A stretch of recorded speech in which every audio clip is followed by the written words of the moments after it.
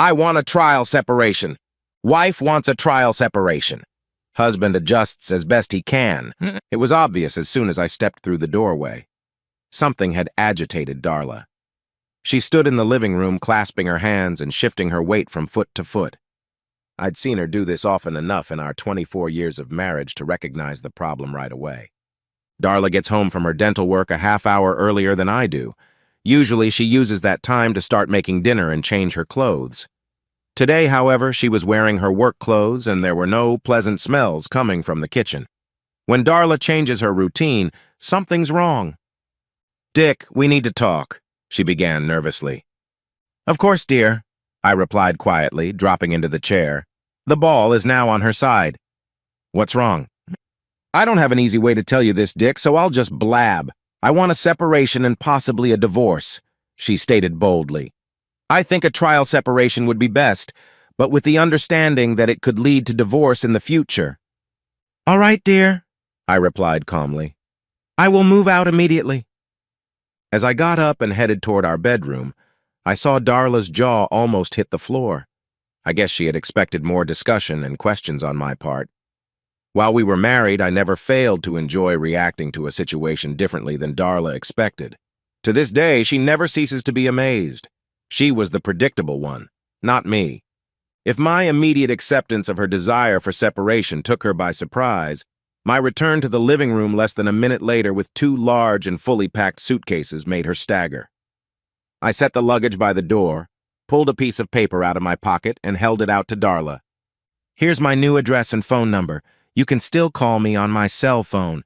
I only have one separation requirement.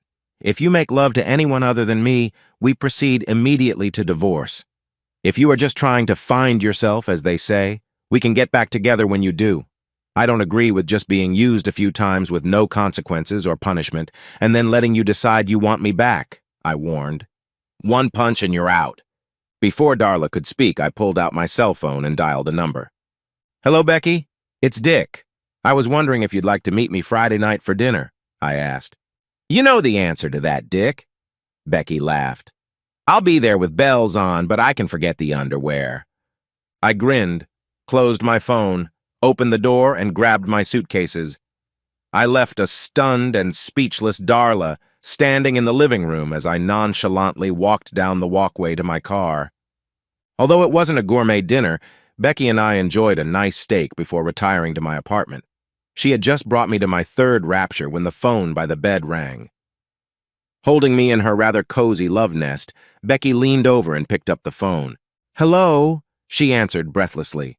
"Darla, will he be able to call you back in a few minutes? He's in a bit of a bind right now, and he needs to relax a bit. But I think I can hurry him up. Be nice and give him half an hour. Well, just in case the train arrives at the station a little later than I expect, okay?" With those words, Becky hung up the phone and started riding me with redoubled energy. I continued to squeeze her as she worked to get me where I needed to go. This time I joined Becky for the finale. I waited a few minutes for my heartbeat to return to normal and for Becky to rush off me. Then I leaned over to the phone and dialed the number that had been mine a couple hours ago, my home number. "Hello," Darla almost shouted, answering before the first ring ended. "Is that you, Dick?" "Yeah, it's me, Darla. I'm sorry I couldn't reach the phone when you called, but I called you back as soon as I was free," I replied more than smugly. "What the hell is going on, Dick?" Darla demanded an answer. "You already had a place to stay and your suitcases were packed before I even told you I wanted to separate. Then I call your number to discuss our situation and this fool answers my phone.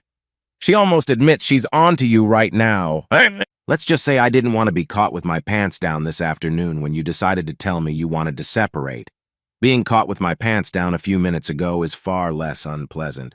Becky's not really stupid. At least I don't think so." I grinned, stroking her smooth ass. I guess I could ask her about it if it's important for deciding if we're going to reconcile or not. "Bastard," Darla blurted out. "You told me we weren't going to make love to anyone while we were apart. This is just a test." "That's not exactly what I said, Darla," I countered. "I told you that if you make love to anyone else, we're definitely getting a divorce. I never said anything about not having it." "You're a real piece of shit," Darla snapped at me. Why do you think you can play by different rules or even dictate them? If you can go and sleep with whoever you want, I sure as hell think I'm entitled to it too. What's good for the goose is good for the gander and all that, Dick. Of course you can, Darla. I'm just telling you it's bound to lead to our divorce. I won't be a cuckold, I declared. Then we should get a divorce because you slept with that girl, shouldn't we? Darla asked. I think we should file for divorce Monday morning. That seems fair, doesn't it? Not really, Darla. Here's my reasoning. You're the one who decided we should split up. That meant I was removed from my partner against my will. You did it of your own free will. There's a huge difference. Besides, I told you up front that I would divorce you if you made love to anyone but me. You never said anything like that to me. Finally, despite all of the above, you still have every right to file for divorce.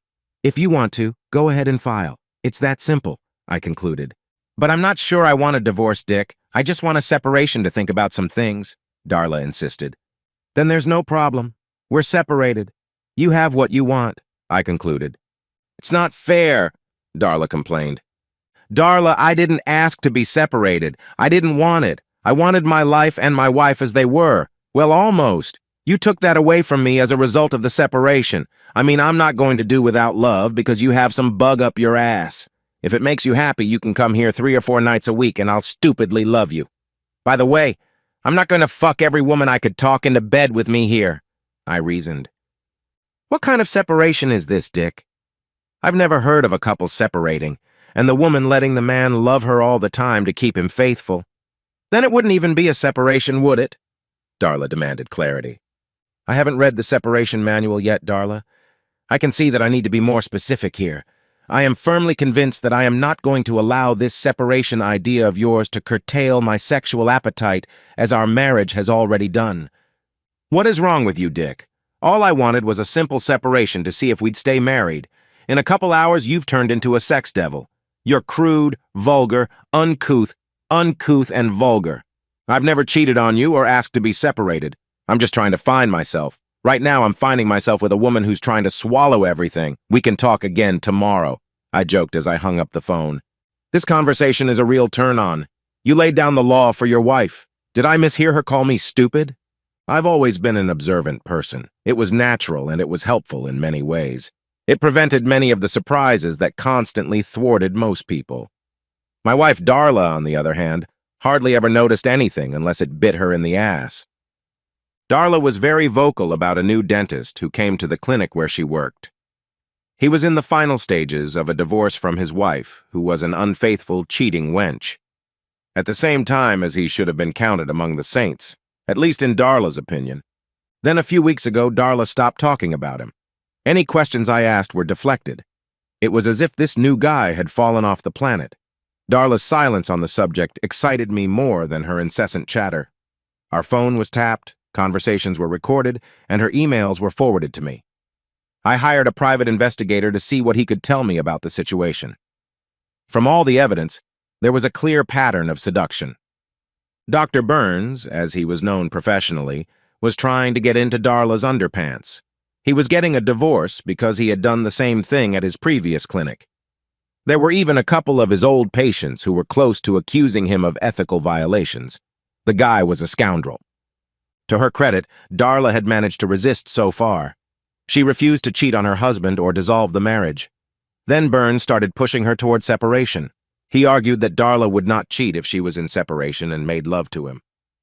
Consequently, my stern warning to Darla about having sex with anyone but me was necessary. If she cared about the idea of staying married to me, she would have to keep that asshole out of her pants. Becky had only been my co-worker at work for a few months, but we had become firm friends. She was a widow and had recently gotten a transfer to the West Coast to be closer to her daughter and grandchildren. When I explained to her my marital problems with Darla and my plan to bring the situation to a critical juncture, Becky quickly volunteered to be the other woman. Reading Darla's emails and listening to her phone conversations, I learned that she was going to announce the idea of a trial separation on Friday afternoon. It wasn't hard for me to go home for lunch and pack a couple suitcases. I then moved into Becky's apartment as she had 2 months left on her lease. She would be flying out west on Monday afternoon, so we spent the entire weekend like monkeys. I continued to watch Darla, I would seriously dump her on the side of the road if she even did anything to Burns. I was a faithful husband and devoted father to our son and daughter. They graduated from a local university and had good jobs in neighboring states. I wasn't going to be a cheater or some kind of womanizer. I figured that if Darla wanted me back, she would have to convince me it was worth it. I wasn't going to beg her. If we managed to remain a married couple, the status quo still wouldn't return.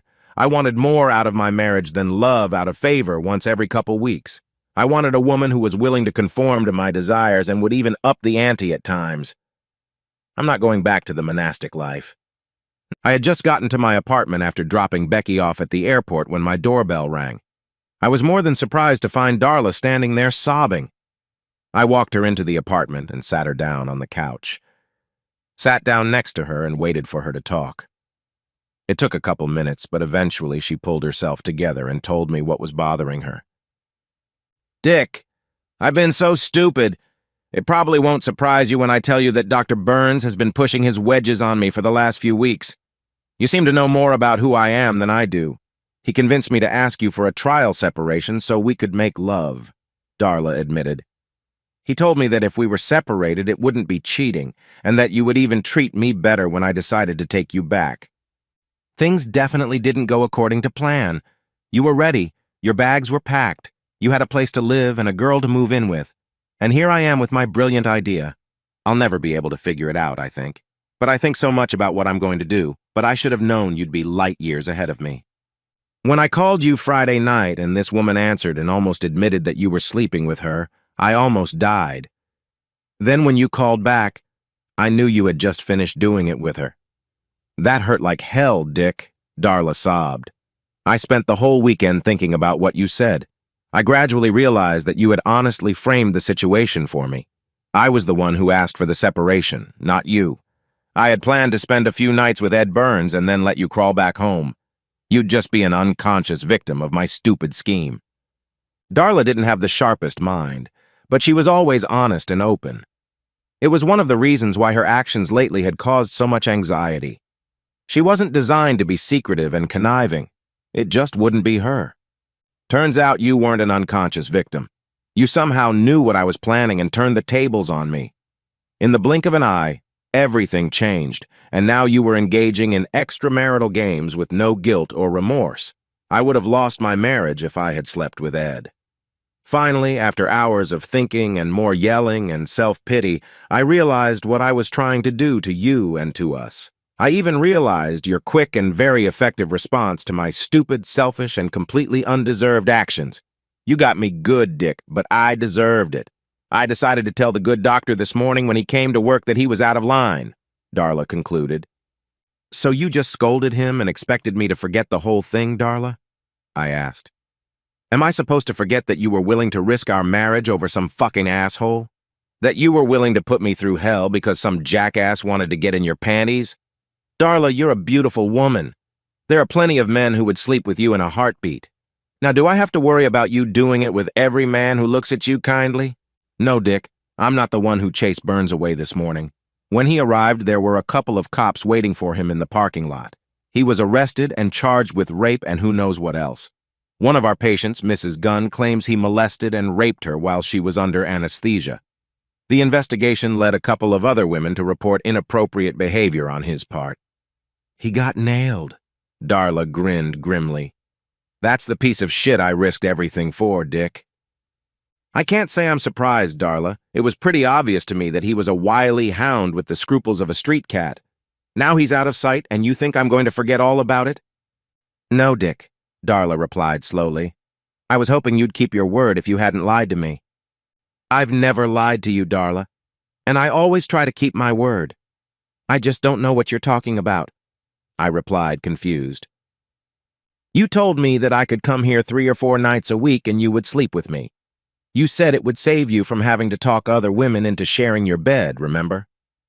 Darla asked. Yes, I now recall saying something like that when you mentioned it, I admitted. I also told you that I would not go back to the way things were. You're going to have to actively participate, not just lie there and let me use your body. That doesn't really appeal to me, especially after I've experienced exciting and pleasurable sex. That's when each partner is trying their best to please the other. I'm sorry if that offends you. I think I know what you mean, Dick. Maybe you can help me learn to be more responsive. Becky was probably, at that moment, flying over Colorado and had no intention of ever coming back. I didn't know any other women who could let me love myself, and I really loved Darla, so the decision was obvious to me. It's a deal, Darla, I vowed. There will be no other women as long as you are my personal wife. I emphasize the word personal. I won't even let you flirt with another man without my express permission. No problem, Dick, Darla squealed. I can't believe you're willing to give up that other woman for me, but I'm so glad you did. You won't regret this decision, Dick. I can't wait to be your little wife and find out what I've had to do with and for you for the past 20+ years. Oh, here's more proof that I mean it, my dear. With that statement made, Darla reached into her purse, pulled out lip gloss, lube, and whipped cream, and placed it all on the table. Honey, is there a specific order in which you want to use these products? Darla smiled seductively. The end.